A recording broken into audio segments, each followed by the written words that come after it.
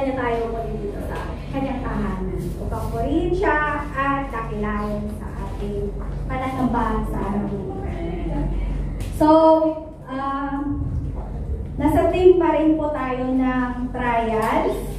And as we go on all the way, dami na natin-exhort about trials. Alam na natin kung ano yung ibig sabihin ng trials, di ba? Ito yung mga pagsubok, mga sufferings, mga difficulties and hardship sa ating mga buhay, especially sa buhay na Kristiyano, buhay Kristiyano natin. So, life in Christ is a beautiful journey of growth. Especially sa ating mga Kristiyano. But it is not always sunshine, rainbows, hindi. Bilang Kristiyano, hindi yun laging smooth yung flow ng ating buhay. Dumadaan tayo sa maraming pagsubok. Iba-iba man ang paraan ng Panginoon na subukin tayo sa ating pananampalataya. Itong mga trials na ating pinagdadaanan ay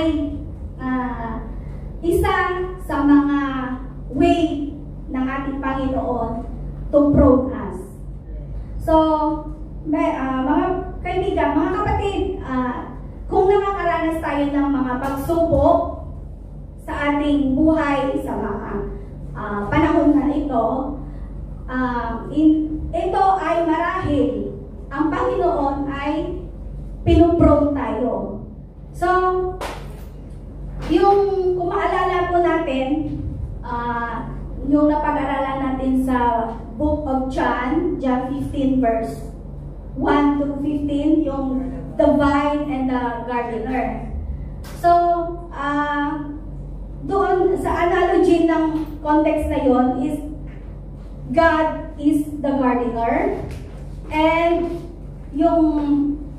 yung halaman, God is the gardener at yung buhay is, yung life natin is nagsisilbing halaman or tanim. So ano ba yung ibig sabihin ng pruning? So ang ibig sabihin ng pruning is to cut away the dead or the overgrown branches or stems ng isang halaman. So, maaaring tulad ko ang trials as God's way of pruning us sa ating buhay Kristiyano. Tulad na lang halimbawa na God uses trials dahil may purpose siya. At ano ito ang mga purpose niya na kung kaya bakit niya tayo pinagdadaan sa trials. Yung purpose niya is to transform us, to mold us, and to shape us sa ating buhay or sa ating paglakad bilang isang mananampalataya. At para mas strengthen pa natin yung ating faith sa Kanya, mas lumalim pa tayo sa Kanya. So, meron akong example dito. So, bakit nga ba kung kailan isa na tayong Kristiyano, kung kailan isa na tayong Christian believer, ay mas doon pa tayo sinusubok. Mas doon pa tayo nagkakaroon ng mga pagsubok na minsan hindi na natin lubos na akalain na ito ay ating mapagtatagumpayan. So, the more na naging nung lumalalim ka na kay Lord, ay doon pa mismo yung mga pagsubok dumadating sa atin. Kung baga, ang pagsubok na yun, pag dumating pa nga, sunod-sunod yan, di ba? In our previous na mga nag-exhort, yung may namatayan, merong yung mga difficulties nila sa kanilang mga amo. Pero kung isipin natin, is part yun ng ating Panginoon upang ihanda tayo, i-prone tayo upang mas lalo pa tayong lumalim sa Kanya at andun yung mas lalo pa tayong tumipende sa Kanya. Kasi madalas sa buhay natin, yung mga dumadating na pagsubok is mga consequences din yan ng ating mga maling desisyon.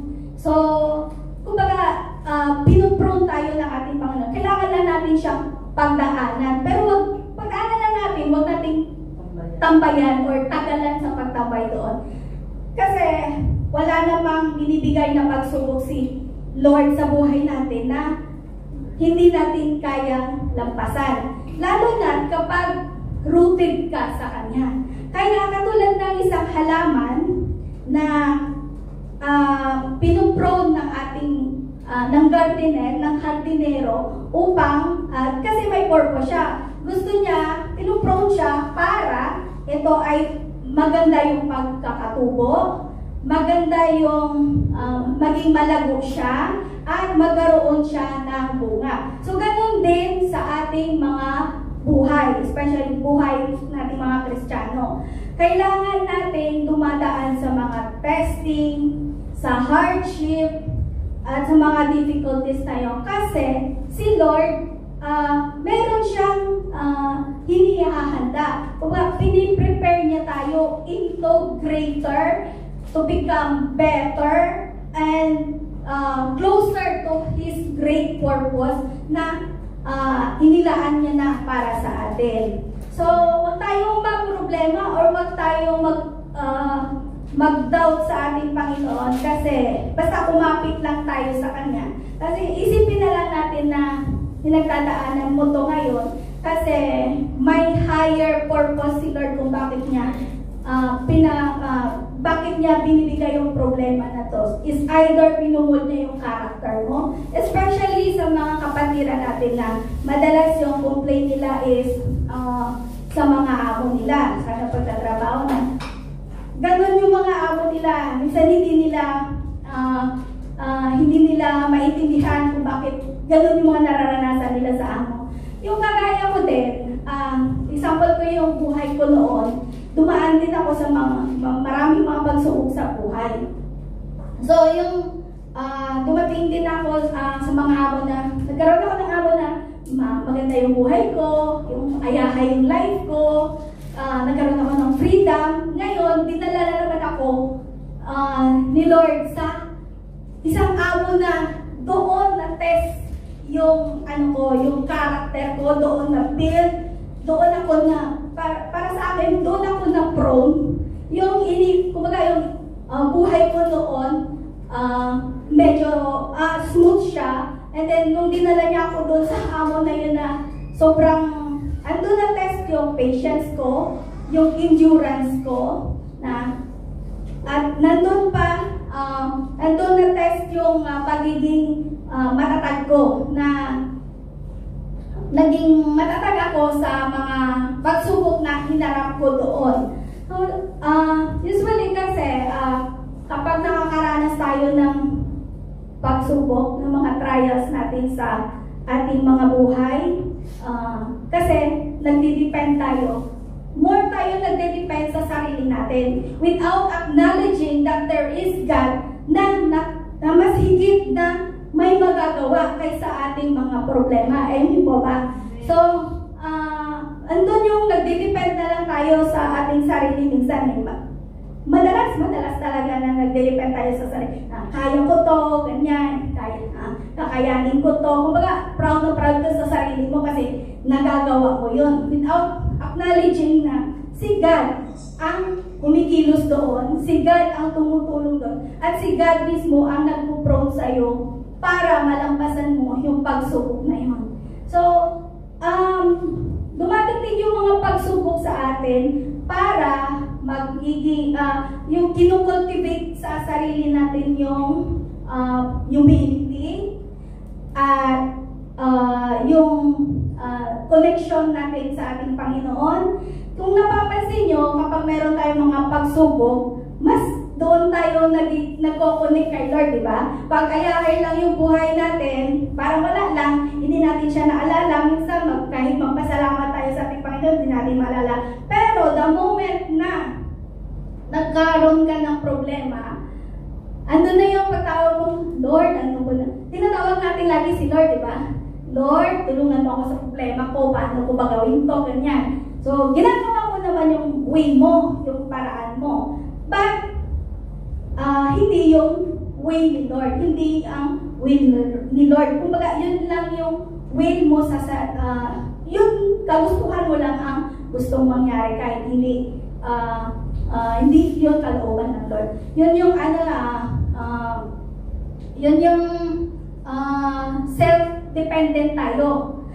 Nakakalimutan yung na merong sovereign God na mas malaki pa kaysa ating mga problema pinagdadaanan. So, parang mas lalong lumalalim yung connection natin kapag meron tayong problema, di ba? Kaya yun yung mga pruning season or yun yung mga pagpuprone sa atin ni Lord sa mga pagsubok na ating pinagdadaanan upang mas lalo pa tayo maging matatag at magiging deeper pa ang connection natin sa Kanya.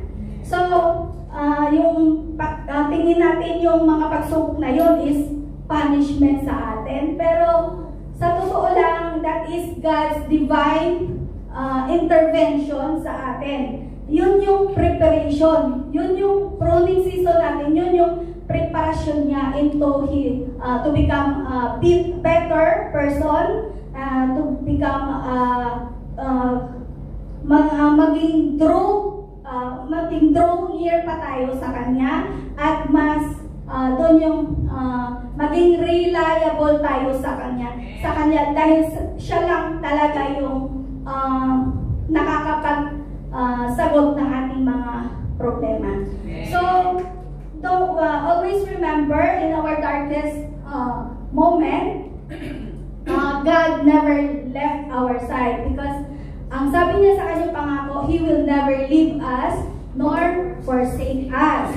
So, babasahin ko yung sa Romans chapter 8. I consider that our present sufferings are not worth comparing with the glory that will be revealed in us.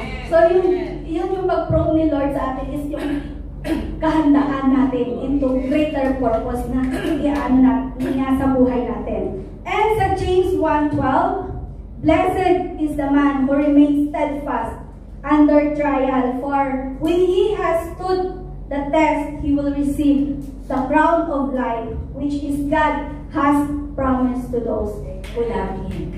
Maraming salamat. Good morning!